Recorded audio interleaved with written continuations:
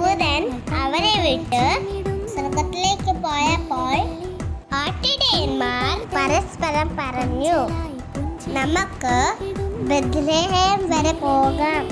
കർത്താവ് നമ്മെ അറിയിച്ച ഈ സംഭവം നമുക്ക് കാണാം. ലൂക്ക 2:15. സുഹൃത ജപം. രക്ഷകനായി പിറന്ന ഉണ്ണീശോയെ ഞാൻ അങ്ങേ വാഴ്ത്തുന്നു.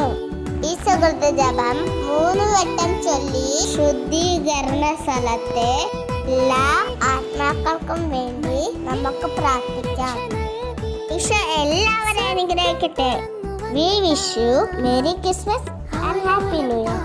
Bye bye.